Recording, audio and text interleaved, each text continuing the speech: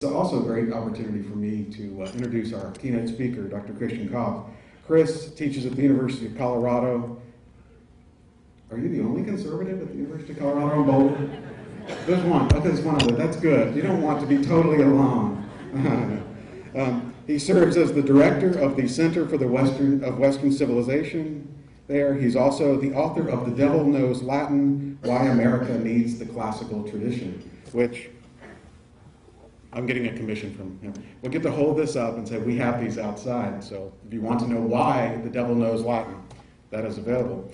But he has spent a lot of time in the last couple decades lecturing across the country and talking in particular about the education of our founders, how the classical tradition formed them, and why it brought out in them a commitment to virtue and liberty.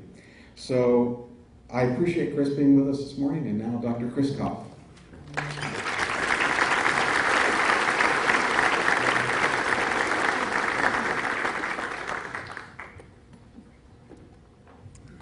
Thank you for that wonderful introduction. Thank you, Winston. Thank the staff of the Free Enterprise Institute for all the hard work they've done to bring this event together. It's great to be here. Thanks also to Ted Cruz for encouraging me to make the statement I'm about to make. I'd like to use this occasion to announce my candidacy for the Republican nomination for president. You know, we hear a lot of talk about shrinking the size of the federal government, but there aren't usually that many practical suggestions. My program will be a Latin requirement. Anyone who wants to work for the federal government has to pass the same tests you needed to pass to get into Harvard and Yale and Princeton and William and Mary in the 18th century. That's when we'll start having John Adams and Thomas Jefferson and James Madison as our leaders again. And after that, I'm going to leave everything up to Brian to handle all the other aspects of government. Anyhow, it's great to be here. Winston chose the title for this address. It's a very good one. Inspired by Liberty and Virtue. The curriculum that educated so many of the founding generation was not primarily training for a profession. It aimed at preparing future citizens for a life of ordered liberty through the practice of virtue. Certainly Winston's suggestion is a lot more inspiring than my first thought, which was dead languages and corporal punishment. I learned from watching the news last night how relevant corporal punishment is in Texas, so I have another talk on that, which I'm not prepared to give right now, but if I knew how relevant it was, I would have emphasized it. The fact is, both titles are equally accurate as description of the colonial curriculum. Winston describes its goals, liberty and virtue. Mine describes its means. I want to talk about those means this morning, but the reason why it's worthwhile discussing them is their success in achieving the curriculum's goals. Today, American education swings wildly back and forth between crises in reading and writing and crises in STEM subjects. STEM is the acronym for science, technology, engineering, and math. These crises appeared in the 20th century in tandem with the slow but steady marginalization of traditional classical education and achieved critical mass after World War II. In 1955, Rudolph Flesch's bestseller, Why Johnny Can't Read, voiced a concern with language arts that continues to today. It was sidetracked, however, by the hue and cry that went up after the Soviet Union launched the first satellite, Sputnik, on October the 4th, 1957. A few days later, Elmer Hutchinson, director of the American Institute of Physics, told the New York Times in its October 8, 1957 issue that unless the U.S. revamped its educational system to emphasize science, quotes, our way of life is, I am certain, doomed to rapid extinction, end quotes. Naturally, threatened with rapid extinction, the national government poured money into science programs at the expense of humanities and foreign languages. The budgetary aspect of the educational environment, in which enrollment in high school Latin went from 728,600 in 1962 to barely 150 in the late 1970s. This significant change in the nation's priorities in curriculum and funding was accomplished with remarkably little public debate. Earlier generations had rejected calls to repudiate traditional classical Christian education and America had enjoyed 200 years of prosperity, creativity, and freedom. That Latin, logic, and metaphysics were a rich fertilizer in the cultivation of reason, virtue, honor, and the love of liberty, end quotes. Rossiter is careful to remind his readers that the methods of colonial schools were dull, rigid, crabbed, and of course, worst of all, tradition-written. He cannot bring himself, however, to ignore the Savior's sage dictum, "By their fruits ye shall know them," Matthew 7:20. The classical curriculum and its canon taught its students to think, communicate, and lead, in Rossiter's words. It cultivated reason, virtue, honor, and the love of liberty. As George Gershwin was to query, who can ask for anything more? The American founders knew from history that a curriculum successful at teaching the graduates to think, communicate, and lead could produce anarchy or tyranny instead of ordered liberty, unless those skills were practiced by leaders committed to virtue and the love of liberty. Colonel George Mason, in his Virginia Declaration of Rights in 1776, is as clear on this point as on the more purely political ones. Quotes, "No free government or the blessings of liberty can be preserved to any people, but by a firm adherence to justice, moderation, temperance, frugality, and virtue, and by frequent recurrence to fundamental principles," end quotes. That was quite clear in the mind of the founding generation. The time-tested curriculum preserved methods, content, and goals from classical antiquity. Why, however, teach grammar by learning dead languages to read authors thousands of years in their grave, like Cicero and Virgil? In the 16th and 17th century, great fiction like Thomas More's Utopia, significant theology like Calvin's Institutes, a federalist classic like Outhouse's Politica, or scientific masterpiece like Newton's Principia, even Locke's essay on toleration, had all been composed in Latin.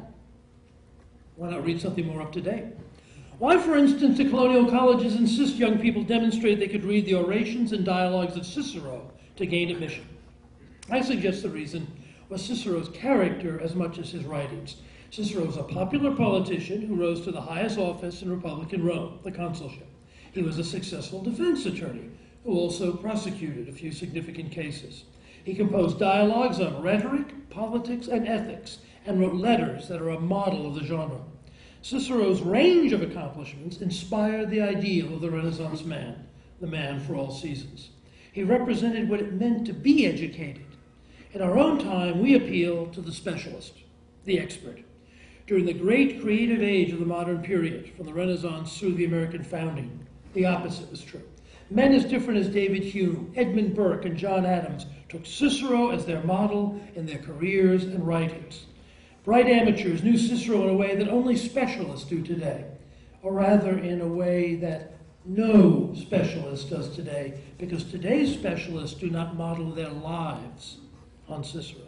His influence encouraged educated folk to strive for lives that balanced philosophical thought and political action, while it inspired the superior to achieve greatly.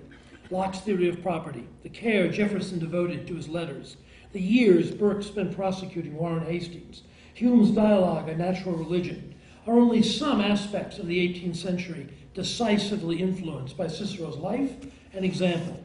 Their ideal was not an expert or a technocrat, but someone who balanced a thoughtful ethical life with active participation in politics.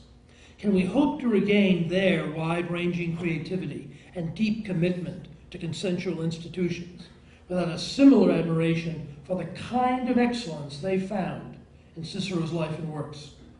Colonial educators tried to immerse their students in the past. Today we think the future will belong to those who innovate, and so our education must be innovative. A progressive educator wants to liberate his students from the dead hand of the past. Since Edward Thorndike and Robert S. Woodworth in the 1920s, educational research has been used to oppose the classical curriculum. An interesting exception may be provided by the work of psychologist K. Anders Ericsson, Florida State, on what he calls experts, acknowledged masters in many different occupations. Ericsson is the expert on experts. His research studies the most successful practitioners of a wide range of different skills and professions, ranging, for example, from the controversial one of police work to the relatively neutral area of chess. Chess is a challenging intellectual activity. Winning involves making moves your opponent does not anticipate. The communis opinio is that grandmasters win by thinking ahead more moves than their opponents. Ericsson's research, however, shows little correlation with innovation, but significant correlation with hours spent playing over the games of earlier grandmasters. Let me quote here Joshua Foyer's recent bestseller called Moonwalking with Einstein. Quotes, "Using magnetoencephalography, a technique that measures the weak magnetic fields given off by a thinking brain, researchers have found that higher-rated chess players are more likely to engage the frontal and parietal cortices of the brain when they look at the board, which suggests they are recalling information from long-term memory. Lower-ranked players are more likely to engage the medial temporal lobes, which suggests they are encoding new information." End quotes. Let me summarize. Amateur chess players innovate. Grandmasters remember. Outstanding achievement involves knowing the past. By immersion in the past, the classical canon aimed at creating grandmasters of citizenship. Remember what O'Brien tells Winston Smith and Julia in Orwell's 1984. The past is more important.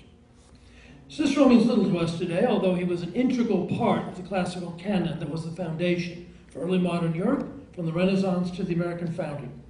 What about Virgil, the other author set for entrance examinations for colonial colleges? Does he mean any more today than Cicero? This spring, Yale University Press published the surviving fragments of a translation of Virgil's Aeneid from the hand of C.S. Lewis. For ordinary Americans, Lewis is one of the most influential figures of the past century. He was an important literary scholar whose Christian apologetics continue to sell and encourage believers. His fiction remains in print. His children's stories have been turned into successful movies.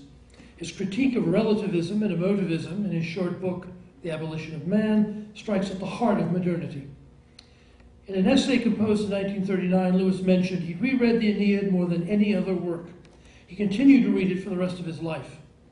His discussion of the Aeneid stands out among the most memorable parts of his lectures published as Preface to Paradise Lost. As illness sapped his strength near the end of his life, he returned to his unfinished translation as a final act of piety to the work he loved. Let me take another example, one I had to revise over the past week. With last Saturday's victory over Illinois, the title of having coached the most victories in the history of Division I college football went to Penn State's Joe Paterno, 609 victories. In his 1989 autobiography, Paterno by the Book, Coach Paterno revealed that the shaping intellectual experience of his life was reading the Aeneid in high school. He returns to the theme again and again to insist on the Aeneid's importance for his success as a coach. In an America often defined by its commitment to atomistic individualism, Paterno found in Aeneas a hero shaped by a commitment to his divinely given mission for family and people, even when it meant losing the love of his life. For Paterno, Aeneas is the ultimate team player. And just like Penn State players, there's no name on the back of his toga, just the team he plays for.